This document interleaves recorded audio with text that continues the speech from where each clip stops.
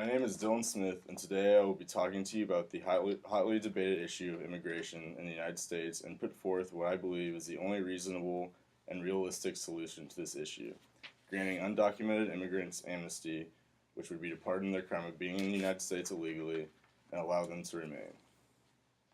To fully understand and formulate an opinion on the issue of immigration in the United States, you must first understand certain facts and background information regarding it. According to the Council on Foreign Relations, there are an estimated 11 million undocumented illegal immigrants living and working in the United States in 2014, meaning that this group of people makes up about 3.5% of the American population. Almost half of these immigrants are Mexican, meaning that the ethnic makeup of illegal immigrants in the United States, especially in certain regions, is largely homogeneous. This high number exists even as deportations of illegal immigrants reached a record high in 2013, with 438,000 illegal immigrants being deported in that fiscal year. This chart here shows how deportations have increased from 2001 to 2013. When framing this issue through the context of legality, citizenship, cultural change, and its effect on the economy and national security, it is not hard to see why the debate surrounding illegal immigration has become so polarizing. Further, in arguing for amnesty for illegal immigrants in the United States, I must provide details of the arguments of those who oppose this policy.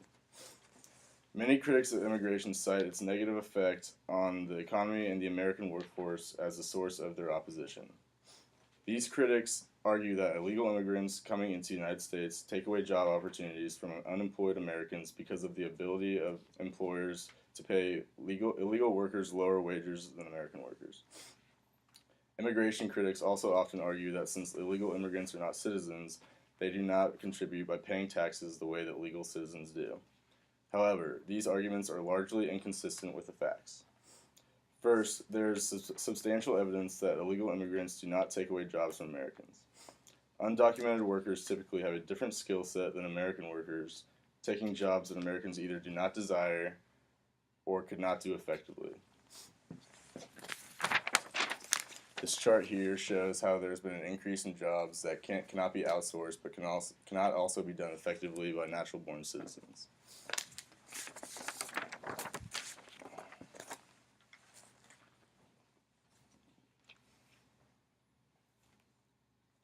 According to the American Civil Liberties Union, this in turn can allow higher skilled native workers to increase productivity and thus increase their incomes. Not only this, these lower skilled immigrants in the workforce further the incentive for native born workers to pursue an education and increase their qualifications in the workforce. Second, the notion that illegal immigrants do not pay taxes while benefiting from social programs is largely unfounded. According to an article in the Fiscal Times, illegal immigrants paid almost $12 billion in taxes in 2012 alone. This is a hugely significant contribution from a demographic of people that is not even eligible to receive a majority of social benefits that the United States provides, including Social Security and Medicaid. So then, it is undoubtedly clear that the contribution of illegal immigrants to the economy far outweighs what they take from it. Recently, opponents of immigration have put forth that illegal immigrants bring violent crimes to the United States. This is perhaps even more wildly inaccurate than the arguments described above. A 2015 article in USA Today points to a study done by the American Immigration Council that found that immigrants cannot commit fewer crimes than their American-born counterparts.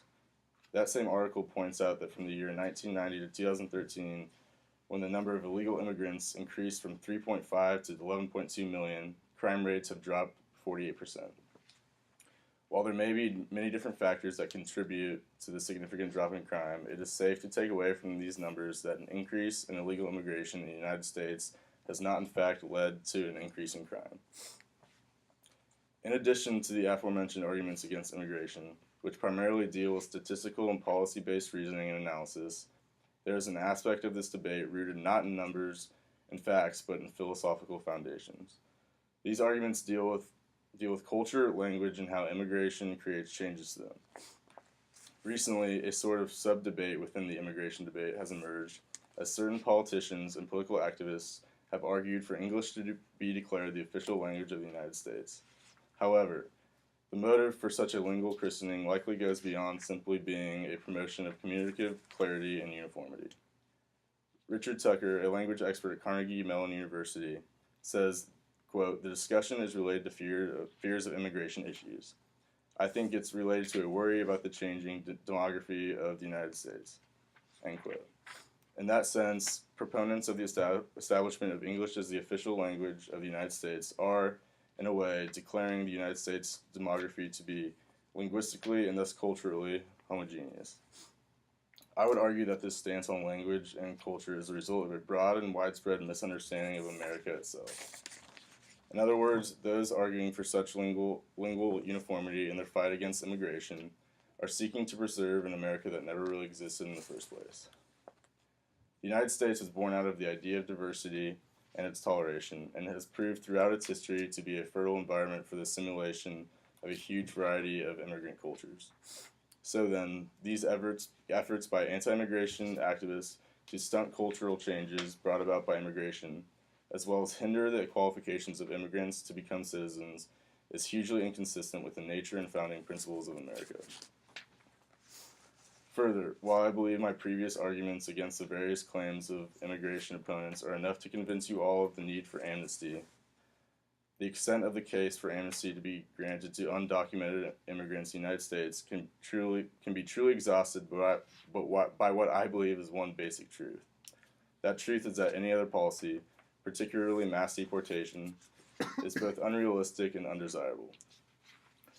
For one, if we are to continue the trend of increasing deportation rates, it will likely mean the emergence of policies that infringe upon people's privacy and civil rights, two things American democracy prides itself on.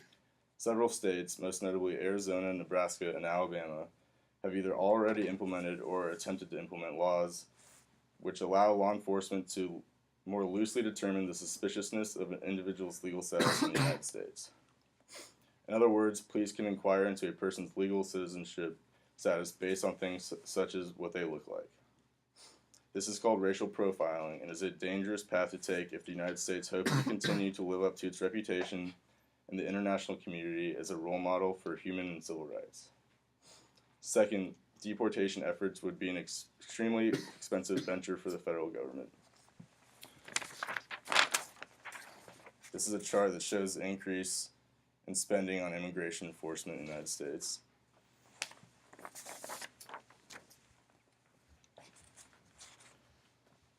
Rather than being allocated to government agencies dedicated to social services, American tax dollars would have to go towards law enforcement and border agencies dedicated to removing contributing citizens. Not only would this use up tax revenue, it would also reduce it by eliminating a significant portion of the tax-paying population. In addition, an increase in deportations would likely create a dangerous void in the American workforce. As is discussed above, undocumented workers make up a part of the workforce which utilizes a skill set unique to most native-born workers. Eliminating this portion of the workforce could have potentially harmful effects on the economy, forcing native-born workers into fields they are inexperienced in, likely lowering many of their standings in the workforce, and creating a quick and easy, but in the long run detrimental, alternative to pursuing an education. These things could all lead to a decrease in wages, an increase in the price of goods, and an overall unhealthy workforce. Of course, there are arguments for policies that are neither amnesty nor deportation. For example, there are participants in this debate who advocate for the idea of birthright citizenship, which means that being born in the United States, even if it is to undocumented parents, automatically makes you a legal citizen. However, this policy fails to protect the unity of a family, as it can, in many cases, mean children are separated from their families. Others call for an eventual path to citizenship for undocumented immigrants. Amnesty would have the same result as an eventual path to citizenship, but does not include the costly and complex aspects of it. These policies of birthright citizenship and an eventual path to citizenship are simply band-aid policies that prolong the inevitable used by politicians to appease the many sides of a politically divisive issue. Apart from the aspect of basic humanity, these are just several practical reasons why the United States needs to extend amnesty to undocumented workers. In conclusion, the notions that undocumented workers in the United States cause economic harm, import crime, and create a culturally undesirable environment inconsistent with the American way are all inaccurate claims that have become roadblocks to this country reaching its potential through a policy of amnesty. While there are many aspects of the pro-immigration side of this debate, many of their policies, such as visa extension programs and birthright citizenship, do not go far enough and simply represent a government dancing around an at times wildly polarizing political issue. So I say resolve the issue now, grant amnesty to undocumented workers in the United States, and allow this great country to grow culturally, economically, and morally into the place she was conceived to become. Thank you. Good work, man. There you go. It's kind of locked. I know, but